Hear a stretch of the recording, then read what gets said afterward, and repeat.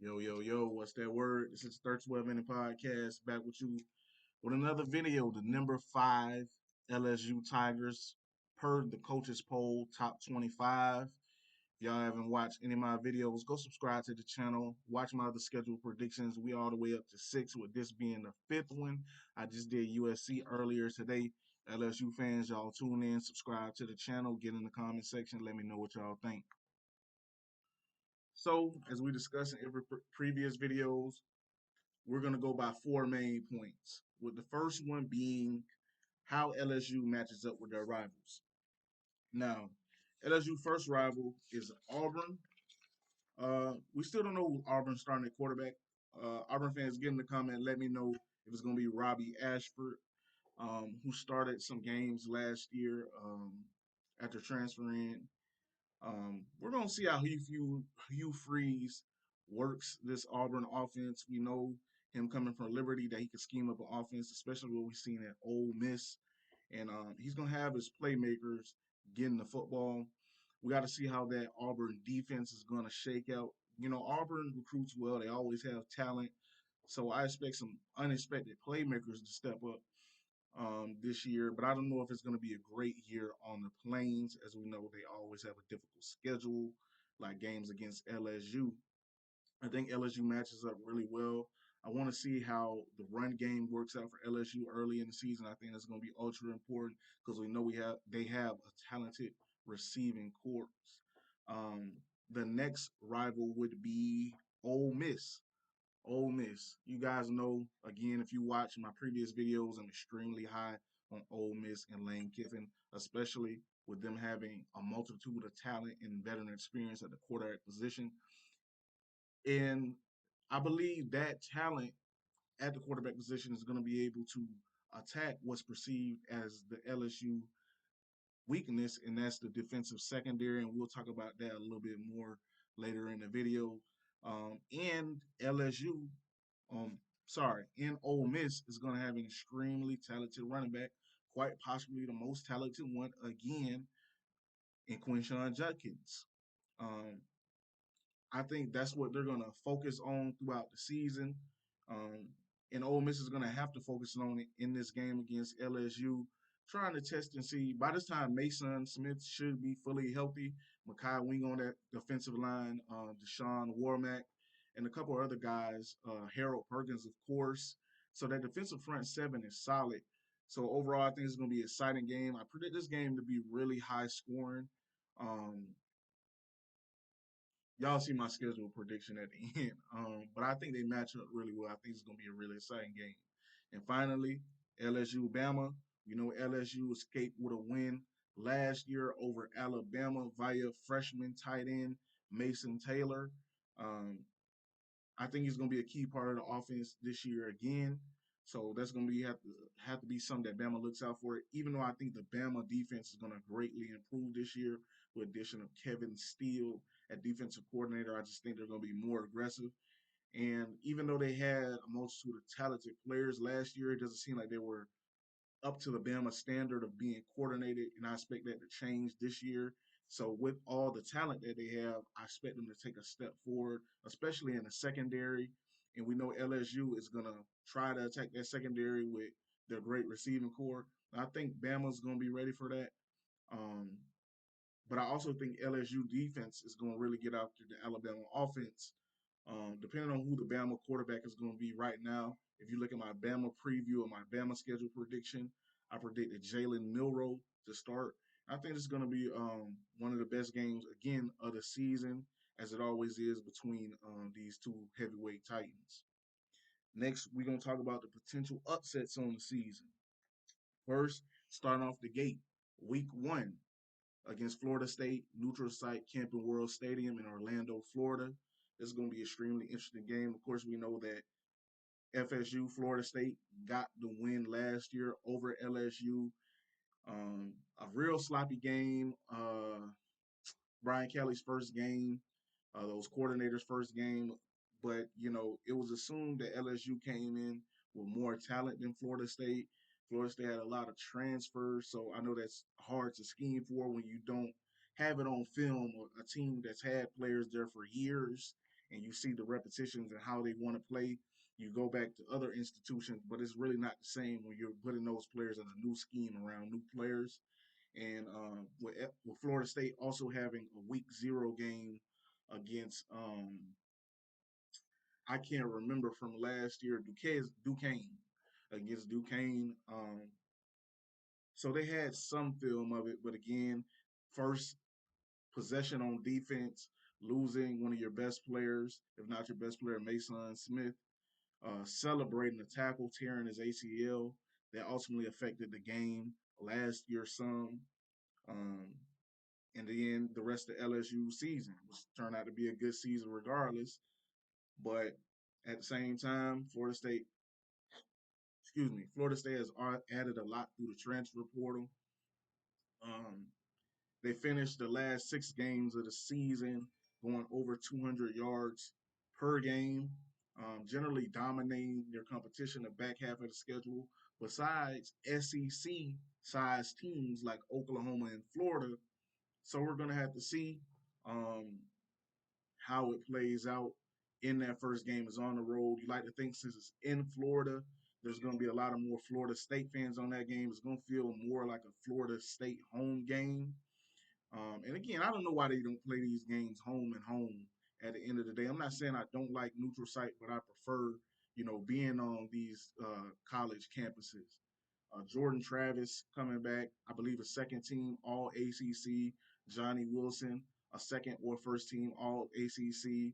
Keon Coleman, the huge transfer. I believe he had nearly 800 yards last year, 6 touchdowns. Transfer Jaheim Bell from South Carolina, one of the best tight ends in the SEC last year. An experienced offensive line. I think Florida State is #1 in returning production this year. Defensive end Jared Verse, a projected first-round pick, deciding to come back. Fabian Lovett. They do have a massive loss of Jamie Robinson to the NFL draft and the Carolina Panthers, and they're going to have to. Those young safeties are going to have to step up in his place. Players like Shaheem Brown, Akeem Dent back there, a steady veteran, and the linebackers Tatum Bethune and Kalen DeLoach are going to be big in this game, spying Jaden Daniels. But again, Malik Neighbors didn't have a great game last year against Florida State, ended up having 2 muff punts that ultimately cost them. They had that epic comeback bid when Florida State decided to pitch it on the goal line, which I'm not against. But Trayshawn Ward, who's now at Kansas State, ended up fumbling the ball. Uh, of course, LSU have to go march down the field. They end up doing that. And for the second time in that game, a kick was blocked, and LSU lost the game in heartbreaking fashion in New Orleans at the Superdome. This is to me, um, well, I ain't gonna make my prediction to the end. Stay to the end and subscribe to the channel for other exclusive content. The next game for potential upset would be Ole Miss, and that is at Ole Miss, at the Ole Miss Rebel Stadium. That's going to be in Oxford. That's going to be a very interesting game. Again, like I just talked about how they match up in the rivals. I expect Ole Miss to be good on offense. As long as they got Lane Kiffin, especially with experienced quarterback, new fresh wide receivers, but talented in a strong running game, veteran offensive line. LSU, I think they're going to be able to attack Ole Miss in the secondary, especially with Ole Miss best cornerback transferring to Ohio State this year. Um, I think LSU is going to be able to do the things they want to do on offense and shut them down enough on defense. But at the same time, I expect Mason Smith to be near 100% by this game. Mason Smith is also not playing in the Florida State game per NCAA violation, so that's 2 games he's going to miss against Florida State. I know that's going to eat at him. It really sucks. But by this time, I expect what people perceive again as the LSU secondary as a weakness. I expect them to gel at this point because they're transfer infused and they're by this time got a lot of game action and reps. But Ole Miss, again, it's in Oxford, so with explosive offense and those fans behind you, anything could happen. The final game, because by this point, if you watch my Alabama preview, I would have said Alabama's potential upset, but I expect Alabama to be. I believe I had Alabama undefeated at this point in the season, um, but I don't expect LSU to be. So, with that saying, I think Alabama's going to be the favorite in that game. So, my final potential upset bid would be Texas A&M, and this game is in Baton Rouge. Um, I believe Texas A&M. I want to say they really drubbed LSU last year towards the end of the season, and one of the most shocking games of the season. Jimbo Fisher feeling desperate, feeling like he was on the hot seat, went out and hired Bob Petrino, and I think he's going to greatly improve the offense this year. It's Connor Wingham's finally. He's the guy. I expect him to step up big this year. We know they have some good receivers over there at Texas A&M, and I think their defense is really going to carry them throughout the year with a ferocious pass rush, and they're just going to get after it in the defensive on the defensive side in general at Texas A&M, especially with players like Damani Richardson as well. And we all know about that dominant 2022 recruiting class that Texas A&M have. A lot of those players are maturing and things of that nature. And speaking of that class, LSU actually has number two. He was either number one. No, he was number two ranked cornerback that class. He signed with Texas A&M, got kicked off the team, and that was Denver Harris, who is now with LSU.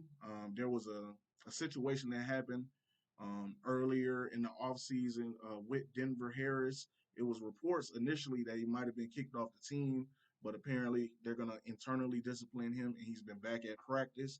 I believe he's running with the twos or threes at this point at the cornerback position. So we have to see how he matures. We know he has the talent based upon his high ranking, and he looked good when he played at Texas A&M. So we're gonna have to see how that plays out, and I know he's gonna be eager to want to get back at Texas A&M during this game. So it should be exciting on both ends. The next segment we're going to talk about is the top three players on offense and defense. I think the incredible thing about LSU in this regard is on offense and defense, their top three players, in my opinion, all of them are all SEC first preseason, all SEC first team candidates, uh, picked by the coaches again and writers. So first, I'll start off with the quarterback. Last year, it was a little bit of battle between Jaden Daniels and Garrett Nussmeier, and I think Garrett Nussmeier is possibly the best backup quarterback in the entire country. I think he can step in and perform admirably for Jaden Daniels. Last year, Jaden Daniels had 17 touchdowns, 3 interceptions, 885 rushing yards with another 11 touchdowns. So it accounted for in the 20s of TDs, very impressive 28 TDs, very impressive stats. Settled in more as the season went on, was very, we know him for being really good using his legs and being a really good scrambler and making things happen. But I think he started to settle in more as the season went on, became more of the ultimate game manager, made sure LSU um, stayed ahead of the chains, had them in good down and distance. Their third downs they were efficient on because on first and second down they got good amount of yardage to put them in favorable position and not make them too predictable, especially when you had playmakers last year like Kayshon Boutte and Malik Neighbors. And speaking of Malik Neighbors, he's the second offensive player on this list. But before I go to him real quick, I do expect Jaden Daniels to have a great year. Um, for the first half of the year. I expect them to be in the Heisman conversation. I do think LSU is going to have a strong year. Um, I just think in the second year, he's going to be more comfortable in Brian Kelly's system. The offensive line is a year older and more talented. We have to see what they're going to do in the running game. But I expect Jaden Daniel to have a big year, increase the touchdown numbers through the air, and not rely on his legs so much. Um, like typical Brian Kelly quarterbacks do as they get more mature in the system. Like I said, we're going to talk about Malik Neighbors. Last year, he had 72 catches for 1,017 yards and 3 touchdowns. Um, Malik Neighbors, one of the best receivers in the entire SEC, one of the best receivers in the country. Again, a preseason All SEC selection. I wouldn't be surprised when I go check out the list for preseason AP All Americans if he's on one of those lists. Extremely talented wide receiver, fast. But I think just like previous LSU wide receivers, his best attribute is his route running. Knows how to create separation, really physical. Last year, in the last 5 or 6 games of the season, I think is where he came up with half of his total yardage, really exploded onto the scene. Also had a huge bowl game. I believe he had, I want to say, 155 yards and 2 touchdowns. So really exploded on Purdue. Um, just a really dominant receiver all around. Again, one of the best in the country. And I expect him to wind up on one of those all SEC teams at the end of the season and be one of the first wide receivers taken in the NFL draft in the top 3 rounds. Third offensive player is Will Campbell, six six six, 300 pound freshman All American last year. This guy, I got a lot of respect for him because in practice he's going up against a really talented defensive line, but also just think about the players he was facing last year. Faced Jared Verse out of the gate, first college game. Will Anderson, Dallas Turner, Will Anderson, Dallas Turner, uh, on a multitude of other talented defensive ends in the SEC. Trying to think that they no, they didn't. We can move on for that. But he held up well. Again, didn't allow many pressures, has been dominant throughout spring and fall practice. A very, I'm not going to say solid, he's more than solid. I think he has an NFL future at the left tackle position. And there's been reports out of LSU that they expect him to wind up on one of those All American teams, not just all SEC teams, All American teams. He's that talented as just a sophomore and I expect the same. I expect the same. He's a technician, but also physically strong, good feet. I think he can improve in the run game. He's a great pass protector. I think he can really improve in the run game. Not that he was bad, but again, he was a freshman. He's a sophomore now. Got time to get in that weight room with world-renowned strength conditioning coaches at LSU. I think he's added weight. These are the freshman measurables as far as being 300 pounds. He's probably more around 310, 315 at this point, with a lot more muscle mass. Got rid of, he didn't have much baby fat, but he toned up his body more, got into better conditioning, especially as the season went on. And I expect him to have a big year this year as well. Now on the defense, this this is where I was most excited when researching LSU. You had players like Makai Wingo, doesn't have the greatest physical stature at 6'1", 300 pounds. He was second team All SEC last year. I believe he played over, I want to say over 700, but to be safe, I'm going to say over 500 snaps last year. Transfer from Missouri last year. I expect him to get more comfortable the second year in that scheme this year and have a huge impact. He's going to have to be huge in that first game against the Florida State offensive line. But I think he's going to be even better when he's a complement to Mason Smith. Last year, he also had 43 tackles and 10 quarterback hurries, which shows he can collapse the pocket. I say at this point he's a better pass rusher than he is run stopper. Not that he lacks in either one of them, but I think his strong suit is getting after the quarterback. And I think he's going to have a great chance of that, especially with Mason this year absorbing those double teams and him having one-on-one opportunities. And we're going to have to see what the ends do for LSU. They got some young guys back there. But I expect Makai Wingo to have a big year this year.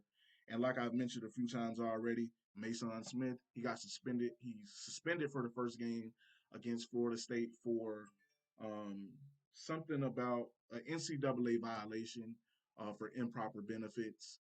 Um, I think it's kind of unfair, especially what is the improper benefit in an NIL error when we know wild stuff is going on. I would have liked to see him play in that first game, especially with him tearing his ACL last year in that first game and not getting to be with his teammates, only playing about 8 snaps last year. But regardless, He's 6'5", around 305 pounds, was a freshman All American. So these are his freshman stats. Had 12 quarterback hurries and 4 sacks. Fortunately, I believe they all came against FCS opponents, McNeese State, and another opponent in there. I expect him to have a big bounce back year. He's a top 5 defensive tackle as far as mock drafts are coming up. You see Mason Smith in there. I expect him to be one of the best defensive linemen in the nation. Really helped out LSU in his first game. But again, I think he's still recovering from the ACL tear, and he has had a couple of knickknacks in fall camp, including an ankle issue and some other things. So I hope he takes this week that he was gonna play and use it more to get healthy, so he can have a strong year and go off to the NFL and make his money. Of course, I'm all for that. And then finally, top 3 player on that LSU defense is the superstar. As a freshman, Harold Perkins, freshman All American, preseason first team All SEC. I wouldn't be surprised at the end of the season we see him on some All American teams. In fact, at this point, I expect it. Last year, he had 72 tackles, 41 quarterback pressures. As a linebacker, is incredible. Um, very Micah Parsons esque when I see this guy play on film. What he does, 13 tackles for loss, seven and a half sacks. And just for a microcosm of his impact in the Arkansas game, 4 sacks and 2 forced fumbles, something that only in recent times, only Chase Young, when he played for Ohio State, has done that. He's a very impressive athlete, often the best athlete on the field, often the best player on the field, the number 4 overall recruit in his class. Extremely talented player. You're going to need the game plan around him. I expect in that first game for him to work as a sort of spy to Jordan Travis, for him to get after the quarterback. I think that's what he does best. Obviously, 41 pressures, but getting after the quarterback. I want to see more from him in the running game, but I think he's physical, strong, and athletic enough to turn into a standout there. And he was a freshman. Now he's got a chance to be in that LSU weight room even more. So he's going to come in this season stronger, bigger, faster. And I expect an All American campaign from this player. And ultimately, again, Micah Parsons type impact at the collegiate level, and I expect him to be a high pick in the NFL draft when he does come out. To me, a no doubt first round pick, possibly a top 10 player, especially, and that's when you're a linebacker, that's different at the linebacker position. We've seen players like Isaiah Simmons, who just got traded to the Giants today for a 7th round pick. But I think he fits the mold of that Isaiah Simmons, again, Micah Parsons, Brandon Smith, another Penn State linebacker. Um, let's see. But regardless, I expect him to have a standout year. A break. I don't even know if you call it a breakout year because he's already a household name as just a true sophomore, and I expect him to have a big year. Now, finally, the key storyline before we get to the schedule prediction. Key storyline is the LSU secondary. They're going to have to hold up this year. Transfer infused, like I already mentioned about Denver Harris. Um, Again, the reports he's running with the third team at this point. Young players like LaTerrence Welsh are stepping up this year. I expect them to get a lot of playing time. I believe if the game were to be played today, the starters would be Deuce Chestnut, transfer from Syracuse, and Zy Alexander, FCS All American last year, um, from Louisiana, southeastern Louisiana. I expect them both to be starters. I believe Zai is 6'2". Deuce is around 6 foot, but he was one of the better cornerbacks in the ACC for the past couple of years. Has great ball skills, and them being veterans and talented dudes, I expect them to start. But I expect there to be a heavy rotation, especially in that cornerback room. You got Major Burns coming back, Brooks Jr. coming back, um, and Sage Ryan. I believe Sage Ryan is injured. Don't know to the extent. LSU fans, get in the comment. Let me know the extent. I know J.K. Johnson, transfer from Ohio State, is projected to be out for the season. But the blessing that they have is They're protected by a great front seven. I'd even mention transfer like Omar Spates, an all Pac 12 linebacker from, I believe, Washington State. Again, LSU fans, let me know, was it Washington State or was it Oregon State? I'm going to go with Washington State. It was either Washington State or Oregon State. It was Oregon State, from Oregon State. But, anyways, great player. I think he's going to be really well against the run. Faces a test out the gate with Jaheim Bell, if he's going to be the one guarding Jaheim Bell or the slot receivers. While, again, I expect Harold Perkins to be spying Jordan Travis. I think they're going to go great in tandem. I think they're going to be one of the best linebacker tandems in the entire SEC this year. So they're protected by those guys, but every team is going to try to test the LSU secondary. Um, a secondary that's been known as DBU. I think they're going to try to test them, um, and we're going to see how that works out. And I think it's going to determine their season. Now, with saying that, we're going to move on to the schedule prediction. Um, Before you do that, visit Hattie'sCollection.com for my merchandise. Like this video. If you're rocking with it, get in the comments. Let me know what's up. And subscribe to the channel. Subscribe to the channel. We got exclusive content coming out. You would know how I felt about more about the LSU Tigers with other team prediction. Go watch those videos. Without further ado, let's get to the prediction. Now, the first game, again, neutral site against Florida State. I expect this to be an epic showdown with two great offenses and two strong defenses. A lot of people are saying coin flip game. Um, I don't know if I agree with that. You'll learn more about that as I go along with the schedule predictions. Hint, hint. But I think the loss of Mason Smith was a huge thing for this game. Florida State, as we know, is going to try to run the ball.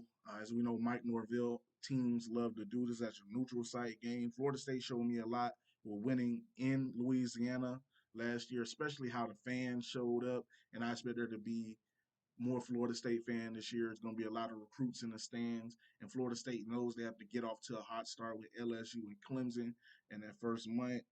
Um, I think Malik Neighbors and Jaden Daniels are are gonna want to connect more than Jaden Daniels did, what Keishawn Butte did last year in this game. Um, but I expect LSU to open up with a loss, essentially on the road in this year, the preseason number 5 team. So I'm gonna have LSU at this point 0-1. So at this point, LSU 0-1. Next, they're gonna have a home game against Grambling State. Mason should be back for this game.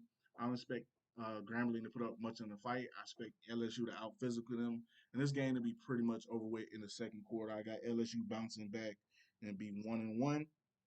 Next game at Mississippi State can almost, for the past decade, be considered a rivalry game between these two teams.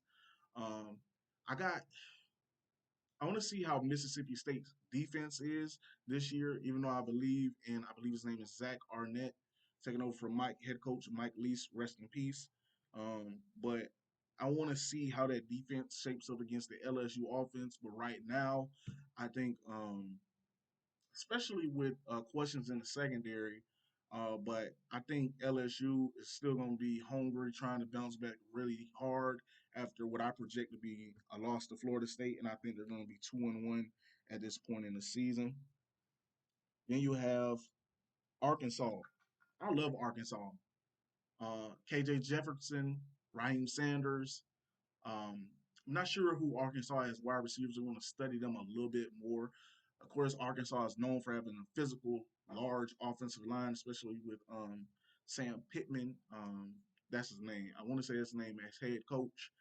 We know they're going to be a physical offensive line. I expect them to test LSU. I expect this to be a close game again. I think the game last year was 13-10. I think LSU is going to be more explosive this year. To me, this is a real toss-up game. I really like KJ Jefferson, but I'm gonna give the win to LSU as of today, and hopefully they're still healthy by this point in the season.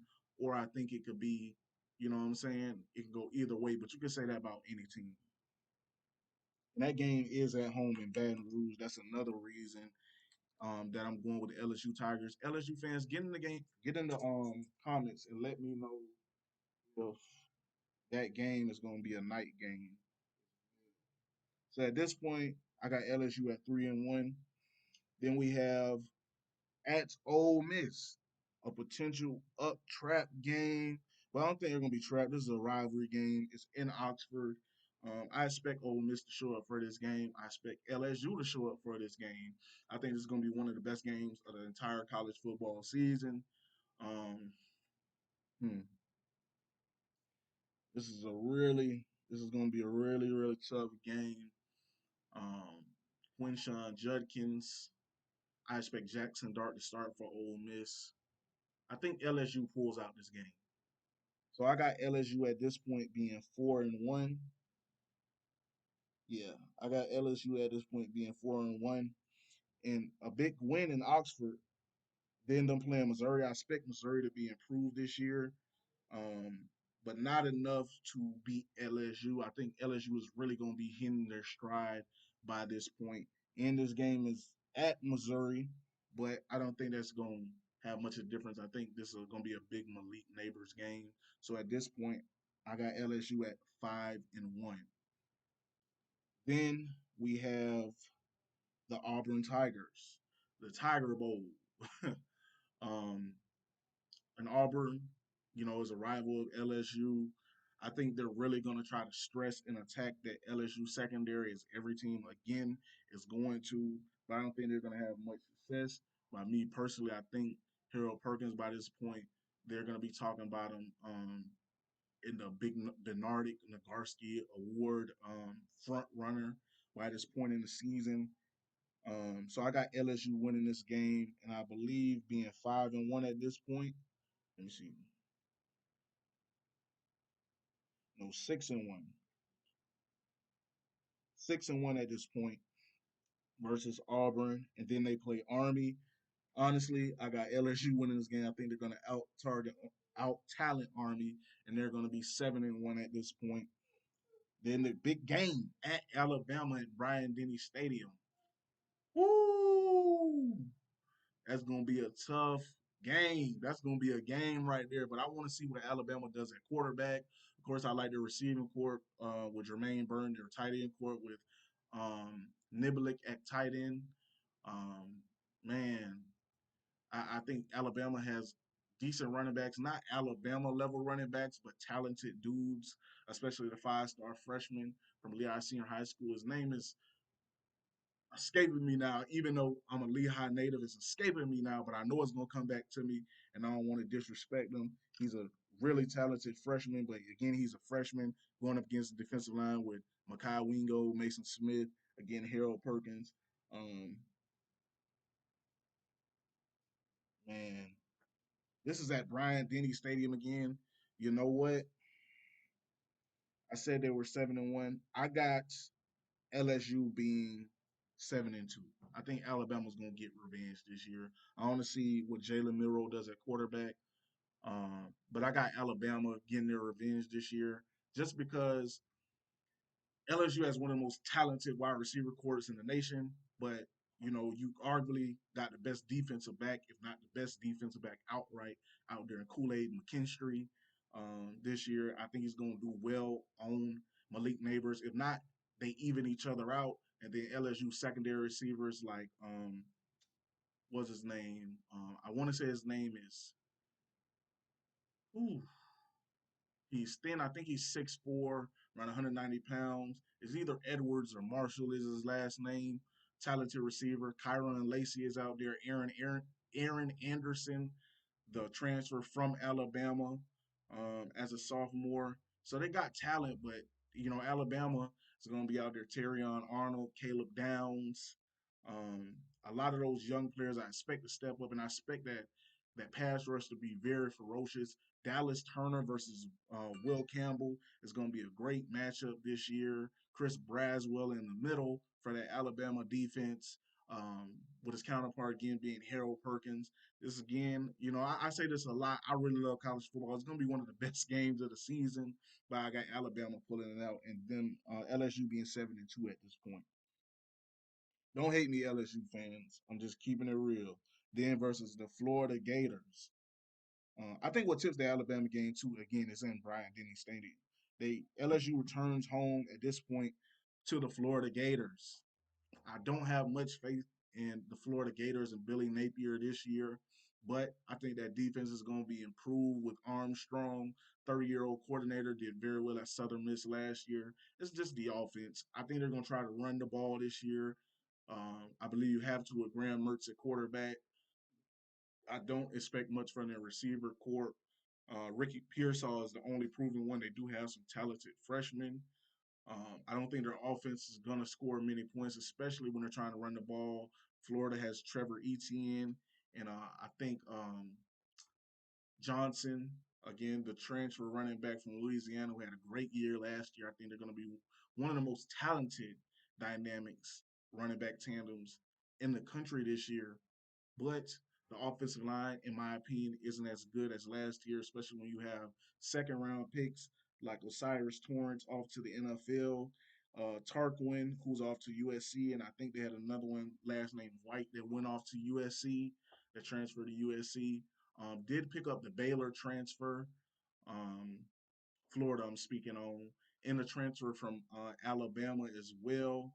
So they have a chance to be, I think, larger, but I don't know if they're going to be as technically sound and talented on that Florida offensive line. I think they're going to be much more one dimensional, especially when you lose a number 4 overall pick like Anthony Richardson, who did a lot of things with his arm, but especially with his legs.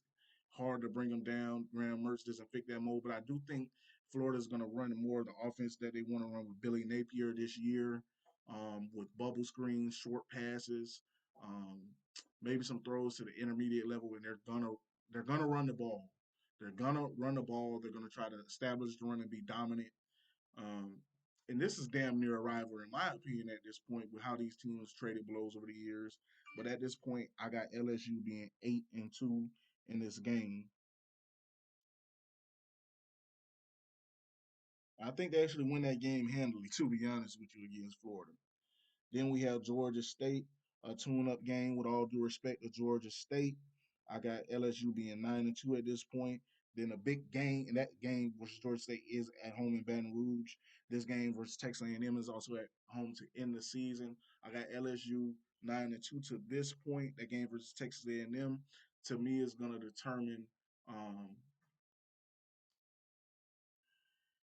it's going to determine. It's going to be between LSU. Well, before I get there, I'll say this: this game is gonna be a tough game for LSU. I expect Connor Wingham to again to improve. That Texas A&M defense to improve with Bobby Petrino, offensive coordinator. I expect that offense to be a lot more explosive.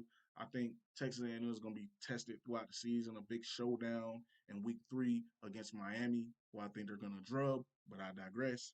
Um, I think there's going to be a great test for not test. This is what it is at this point in the season. I think it's going to be a great game. Going to be watching this game closely.